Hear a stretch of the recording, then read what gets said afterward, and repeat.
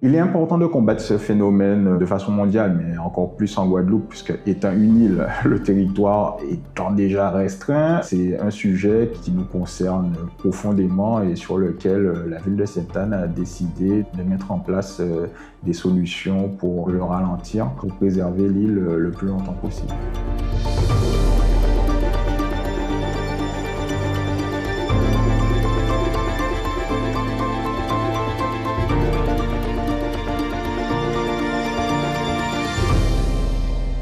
Sur les 30 dernières années, on a pu constater une évolution du recul du trait de côte causée par le réchauffement climatique, l'augmentation de la température de l'eau de mer qui joue sur les coraux de la barrière de corail, les vagues qui étaient cassées et arrêtées par cette barrière déferlent beaucoup plus fortement sur le rivage. On observe que la période normalement sèche de carême tend à disparaître. Ça contribue aussi par le ruissellement à accélérer la dispersion des sédiments sur la bande sableuse. L'érosion, la perte de biodiversité, la perte de corridors écologiques en faune ou en flore, tous ces éléments-là contribuent à l'accélération du recul du trait de côte.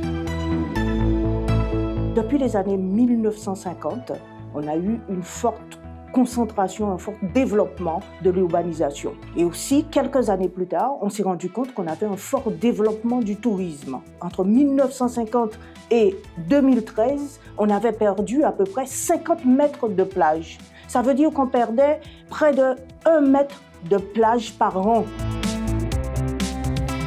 On a monté un projet basé sur le génie végétal. Par la nature, pouvoir ralentir ces effets du recul du trait de côte et conforter toute la biodiversité et tout l'environnement naturel du site. On a décidé de conforter les zones qui ont été déboisées il y a une cinquantaine d'années pour faire du pâturage, revégétaliser l'arrière-cordon sableux.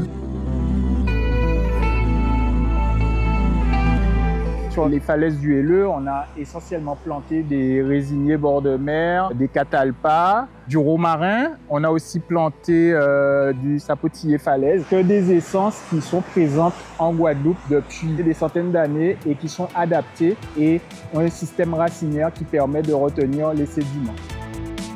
Les plantations permettent de garantir une diversité d'espèces dans le projet de reboisement, notamment le fait de sélectionner des essences qui soient propres au milieu déjà présent sur le site.